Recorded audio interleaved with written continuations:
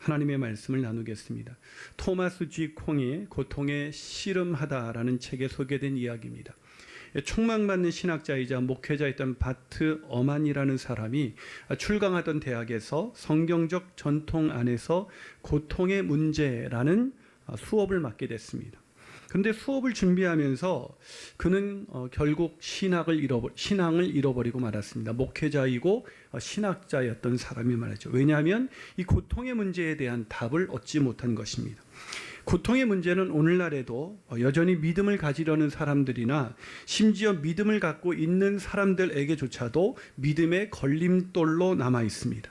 선하시고 전능하신 하나님이 왜 고통의 문제를 해결하지 않는가라는 이 질문에 대한 답을 찾지 못했기 때문이죠. 그것은 하박국도 마찬가지였습니다. 악인이 형통하고 의인이 고통받는 상황에 대한 답을 처음에 그는 얻지 못했습니다. 그래서 그는 계속해서 하나님께 따지며 어찌하여 이런 고통을 주십니까? 라고 계속해서 따지고 있었습니다. 그런데 놀랍게도 오늘 본문에서 이 하박국은 그 고통 중에 하나님을 노래하고 있습니다. 즉 찬양하고 있습니다. 자, 오늘 본문 17절과 18절을 과연 그런지 우리가 한번 같이 읽어보도록 하겠습니다. 시작. 비록 무화과 나무가 무성하지 못하며 포도나무에 열매가 없으며 감람나무에 소출이 없으며 밭에 먹을 것이 없으며 우리의 양이 없으며 외양간에 소가 없을지라도 나는 여호와로 말미암아 즐거워하며 나의 구원의 하나님으로 말미암아 기뻐하리로다. 놀라운 일이죠. 아니 어떻게 고통 중에 노래 즉 찬양을 부르는 인생이 될 수가 있었을까요? 오늘 본문에 그 비밀이 기록되어 있습니다. 그러기에 저는 오늘 말씀을 통해서 저와 여러분이 고통마저 노래가 되는, 고통 중에도 오히려 찬양의 기쁨을 누리며 살아가시는 저와 여러분이 되시기를 주님의 이름으로 축원합니다. 자, 그렇다면 어떻게 고통이 노래가 될 수 있을까요? 첫 번째로 말씀을 통해 고통이 해석되어야 합니다. 뭐라고요? 말씀을 통해 고통이 해석되어야 한다는 것입니다. 여러분, 고통이 고통으로 끝나느냐 아니면 노래가 되느냐의 관건은 이 고통이 해석되느냐 아니냐에 있는 것입니다. 다시 말해서 오늘 본문은 나라가 망할 수밖에 없는 그런 현실에 기반을 두고 있습니다. 이 배경 속에, 이런 상황 속에서도 하박국이 노래할 수 있었던 것은 고통이 해석되었기 때문인 것입니다. 고통이 해석이 되지 않으면 고통은 그냥 고통으로만 남습니다. 그런 사람들에게, 고통이 해석되지 않는 사람들에게 아무리 고통이 축복입니다, 위장되는 하나님의 축복입니다 이렇게 말을 해도 이해가 되지도 않고 오히려 더 화가 나고, 아니 심지어 상처가 되기도 합니다. 하박국도 그랬습니다. 처음에는 고통이 이해가 되지 않았습니다. 해석이 되지 않았습니다. 자, 그 근거가 하박국서 1장에 있습니다. 자, 1장 13절과 14절을 우리 같이 읽겠습니다. 자, 가정에서도 이렇게 읽을 때 큰 목소리로 같이 한 목소리를 읽을 때 더 은혜가 되는 줄로 믿습니다. 아멘. 네, 들려옵니다. 자, 읽습니다. 시작. 주께서는 눈이 정결하심으로 악을 참아 보지 못하시며 패역을 참아 보지 못하시거늘 어찌하여 거짓된 자들을 방관하시며 악인이 자기보다 의로운 사람을 삼키는데도 잠잠하시나이까. 주께서 어찌하여 사람을 바다의 고기 같게 하시며 다스리는 자 없는 벌레 같게 하시나이까. 여러분, 고통이 얼마나 힘들었으면 고통이 해석이 되지 않으니까 내가 벌레 같다, 바다의 물고기, 이렇게 사람들에게 잡히는 그런 물고기 같다 라고까지 표현하고 있습니다. 이 고통이 해석이 되지 않으니까 여전히 어찌하여라는 이 질문에서 벗어나지 못한 채 고통스러운 그 심정 속에 매일매일을 살아가고 있는 것입니다. 여러분, 우리도 마찬가지입니다. 고통이 해석이 되지 않으면 우리도 늘 기도할 때 하나님 왜 그러세요? 내가 뭘 잘못했다고 그러세요? 왜 하나님 나만 가지고 그러세요? 나처럼 그렇게 열심히 신앙생활한 사람이 없는데 왜 나만 이런 고통을 당해야만 합니까? 이런 질문에서 우리도 벗어나지 못하는 것입니다. 근데 그랬던 하박국이 말씀드린 것처럼 오늘 찬양을 부르고 있습니다.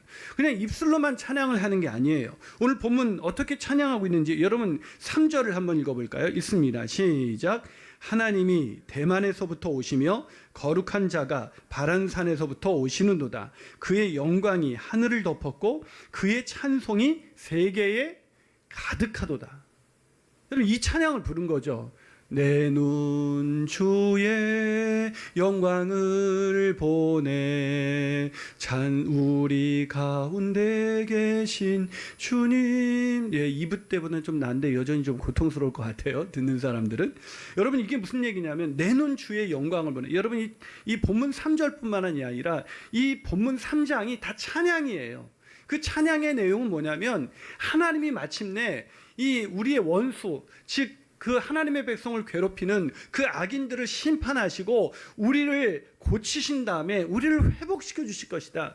그걸 깨닫는 순간 하나님이 우리를 그렇게 회복시키시기 위해서 주님이 영광 중에 그 권능을 가지고 오시는 장면이 기록된 게 오늘 3장입니다. 여러분, 하박국이 이 3장에서 1장에서의 하박국이 아닙니다. 완전히 변했습니다. 이제 고통마저 노래할 수 있는 사람이 된 것입니다. 아니, 어떻게 이럴 수가 있을까요? 여러분, 하박국이 미친 겁니까? 이 고통이 너무 심하니까, 이 사람 고통이 너무 심하면 사람이 실성해서 막 헤헤거리고 다니잖아요. 그게 아니면 상황이 바뀌었습니까? 아니요, 상황이 바뀐 것도 아닙니다. 더 심각해졌다니까요. 이제 이 바벨론에 의해서 망하는 것이 이제 시간 문제가 됐습니다. 이 눈앞에 와 있는 것입니다. 그런데 어떻게 그렇게 고통스러운 상황 속에서 찬양을 부를 수가 있는 것일까요? 그 이유는 이 고통이 말씀을 통해서 그 고통이 왜 왔는지 해석이 된 것입니다. 그 고통이 말씀을 통해서 해석이 된 것입니다. 자, 어떻게 해석되는지 그 근거가 오늘 하박국서 3장 2절에 있습니다. 자, 3장 2절 읽어보겠습니다. 자, 다 같이도 있는 거 아시죠? 자, 우리 예배를 준비하기 위해서 나오신 분도 자, 또 예배를 준비하지만 우리가 드려야 되지 않겠습니까? 우리 같이 있습니다. 시작. 여호와여, 내가 주께 대한 소문을 듣고 놀랐나이다. 여호와여, 주는 주의 일을 이 수년 내에 부응하게 하옵소서. 이 수년 내에 나타내시옵소서. 진노 중에라도 긍휼을 잊지 마옵소서. 이 수년 내에 이걸 나타내라는 건 뭐예요? 하나님이 하실 그 일을 하시라는 겁니다. 그 일이 뭐예요? 이 여러분, 바벨론에 의해서 유다가 망하는 겁니다. 그걸 빨리 하라고 하면서 뭐라고 말해요? 주께 대한 소문을 듣고 내가 놀랐습니다. 소문을 들었다. 이 소문은 뭐 여기저기서 무슨 풍문을 들었다 이 얘기가 아니라 바로 하박국 2장에서 들려주신 하나님의 말씀. 이 고통이 왜 왔는지, 이 고통은 결과가 아니라 과정이다. 이 고통 속에서 너희들이 바벨론에 의해서 짓밟힘을 당하고 너희들이 무너지는 것 같지만 그게 아니야. 그건 마침표가 아니라 쉼표야. 과정이야. 결과가 아니고 과정이고, 너희들은 이 과정을 통해서 너희들은 새롭게 회복이 되어서 하나님의 은혜 속에 다시 서게 될 거야 라고 하나님께서 말씀해 주신 것입니다.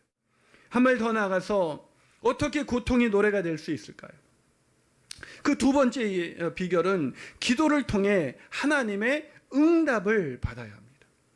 기도를 통해서 하나님이 어떻게 응답하시는지를 깨달아야 한다는 것입니다. 여러분, 고통을 해결하는 두 가지 방법이 있습니다. 하나는 고통의 현실이 해결되는 것이고, 또 하나는 고통의 현실이 해석되는 것입니다. 자, 해결되는 게 좋아요? 해석되는 게 좋아요? 당연히 해결되는 게 좋죠. 모든 사람이 그렇습니다.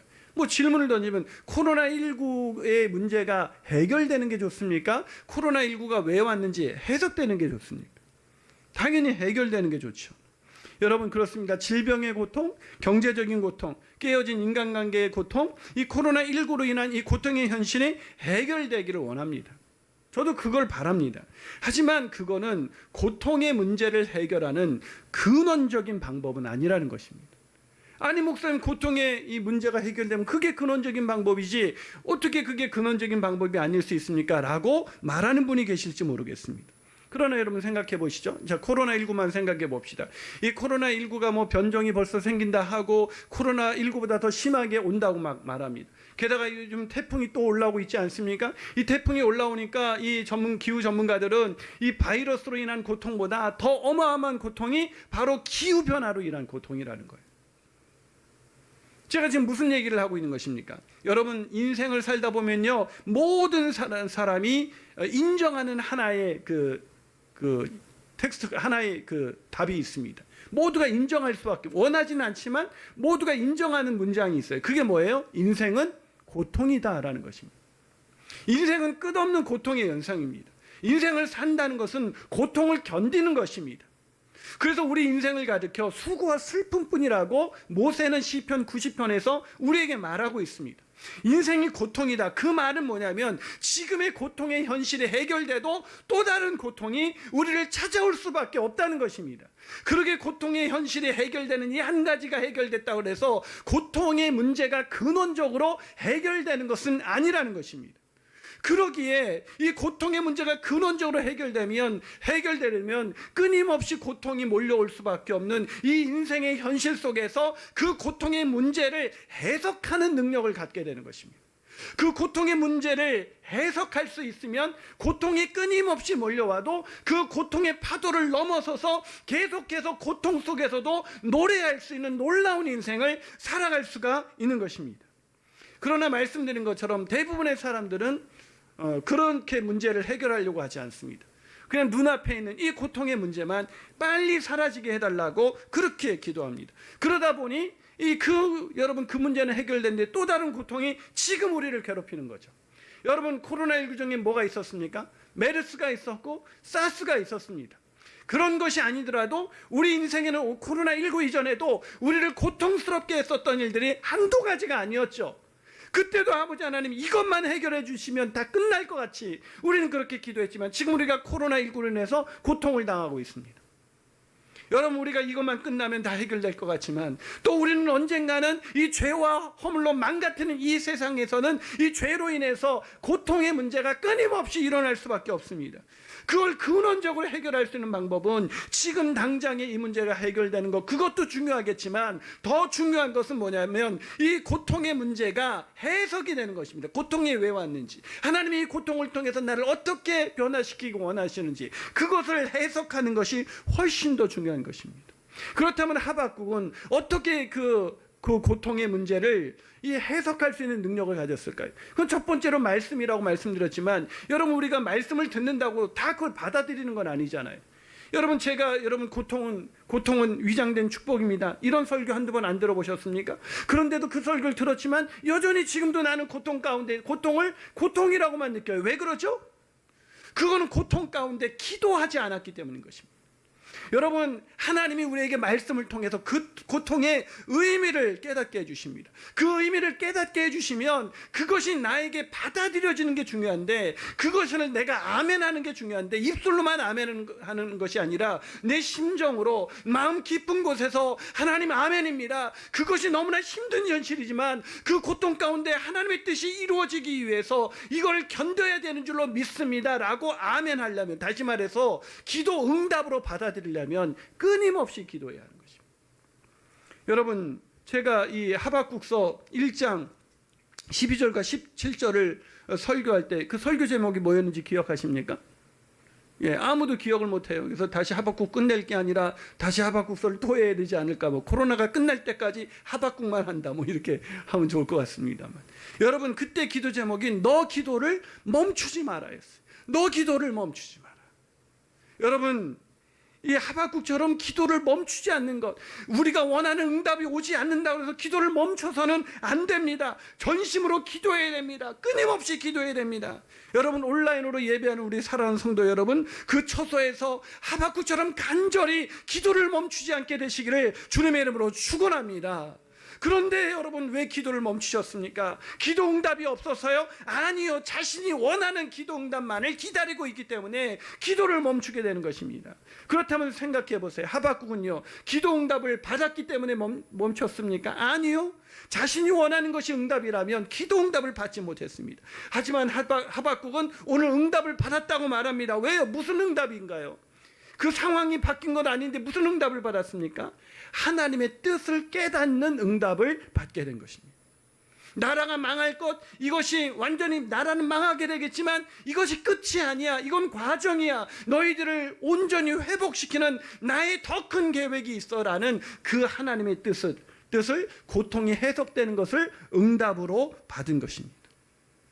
사랑하는 여러분, 그렇습니다. 고통의 현실이 해석될 수 있었던 것, 그것은 말씀을 들으면서 기도했기 때문입니다. 아니, 기도하면서 말씀을 들었기 때문입니다.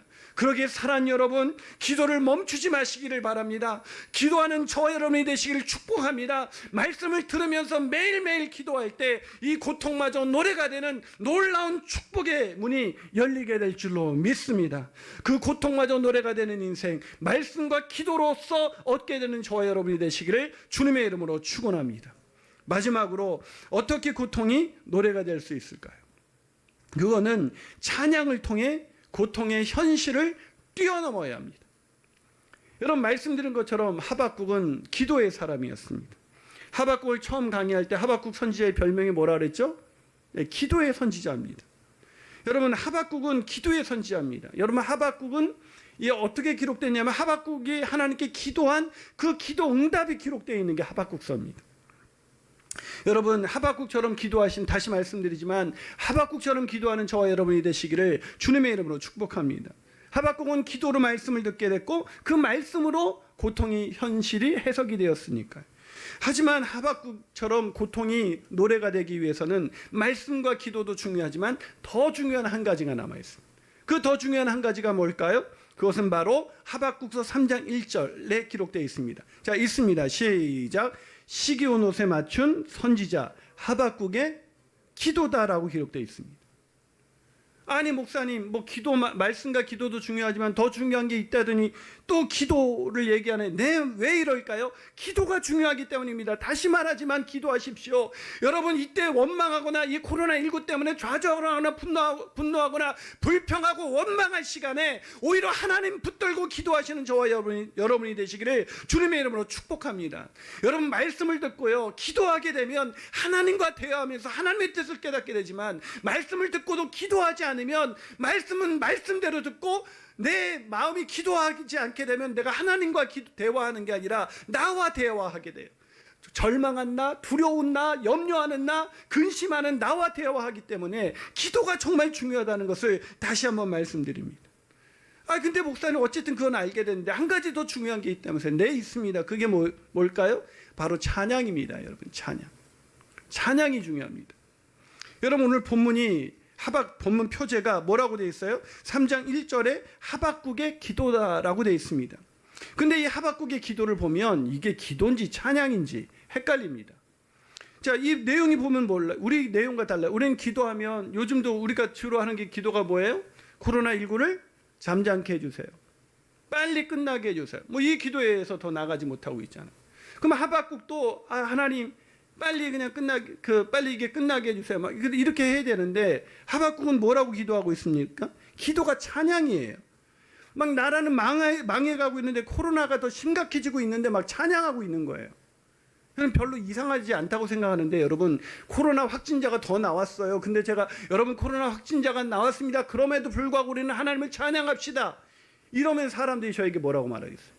저 미친 거 아니야? 목사가 돼가지고 지금 코로나19가 빨리 진정되라고 그렇게 말을 해야지. 지금 이게 저기 뭔 회개한 소리야? 뭐 이렇게 말하지 않겠습니까? 여러분, 그런데 지금은 하박국은 막 그러고 있는 거예요. 아마 하박국이 이러고 돌아다녔다면 사람들이 다 미친 사람 취급을 했을 것입니다. 그런데 하박국이 왜 그렇게 찬양하고 있을까요? 여러분, 그럼 믿겨지지 않으세요? 그럼 본문 17절부터 19절. 자, 말씀드렸지만 하박국서 3장이 다 하박국의 기도이자 찬양입니다. 자, 다시 한번 그 백미인 17절부터 19절까지 읽어봅니다. 시작. 비록 무화과 나무가, 다 같이 시작. 비록 무화과 나무가 무성하지 못하며 포도나무에 열매가 없으며 감람나무에 소출이 없으며 밭에 먹을 것이 없으며 우리의 양이 없으며 외양간에 소가 없을지라도 나는 여호와로 말미암아 즐거워하며 나의 구원의 하나님으로 말미암아 기뻐하리로다. 주 여호와는 나의 힘이시라. 나의 발을 사슴과 같게 하사 나를 나의 높은 곳으로 다니게 하시리로다. 이 노래는 지휘하는 사람을 위하여 내 수금에 맞춘 것이니라. 할렐루야.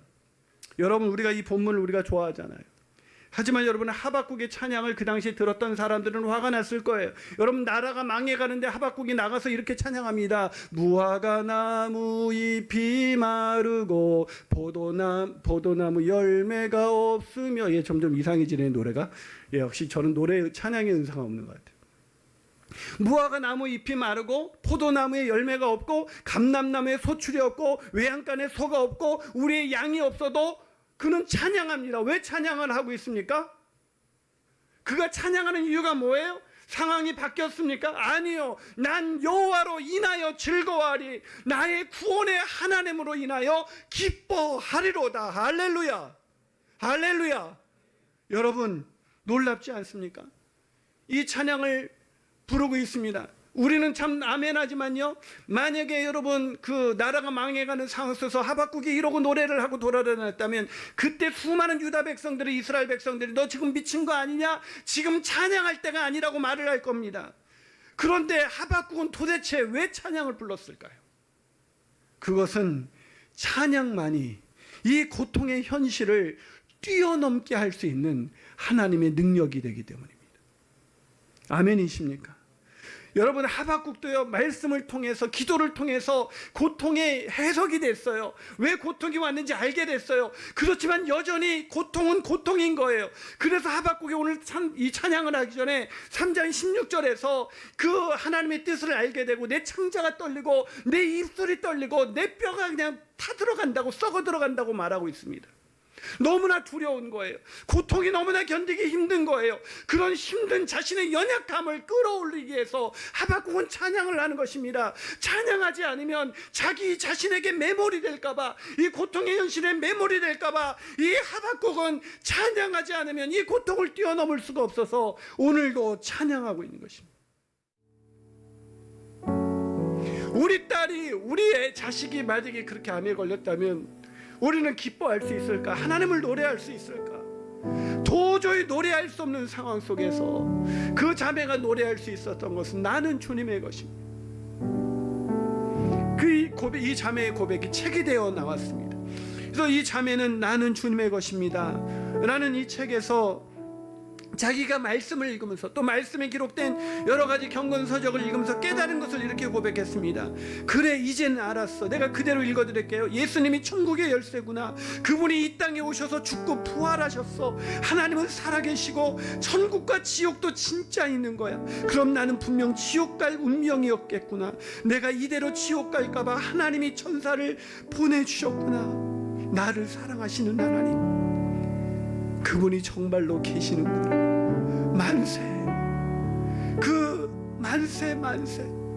그 책에 그렇게 기록되어 있더라고. 만세. 제발 80차 치료를 받은 자매, 그 자매가 만세를 외치며 말합니다. 마음 깊은 곳에서부터 감사가 넘쳤다.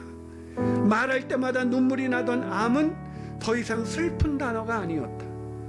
암은 내게 선물이 되고 죽음은 희망이 되었다. 암은 내게 선물이 되고 죽음은 희망이 되었다. 사랑하는 여러분, 어떻게 말기암 환자, 그것도 80차까지 암치료를 받았던 자매, 다시 재발했던 자매, 살아있는 것 자체가 기적인 그 고통스러운 상황에서 어떻게 만세를 외치며 감사가 넘치는 인생, 하나님을 찬양하는 그런 인생이 될 수가 있었을까요? 그것은 오늘 하박국이 그랬던 것처럼 말씀과 기도를 통해서 고통이 해석되었을 뿐만 아니라 그 고통이 해석되었음에도 불구하고 매일매일 자기를 짓누르는 고통의 순간에 매일매일 주님을 찬양했기 때문은 아닐까요? 사랑하는 여러분, 고통 가운데 계십니까? 왜 나만 당하는 고통이냐고 원망하고 불평하며 낙심하고 계십니까? 그렇다면 다시 말씀을 붙드십시오. 기도를 멈추지 마십시오. 그리고 그런 상황에서도 고통에 짓눌릴 때마다 찬양하십시오. 만약에 그렇게 된다면 우리에게도 고통마저 노래가 되는 놀라운 인생을 살게 될 것입니다. 우리 함께 기도하시겠습니다.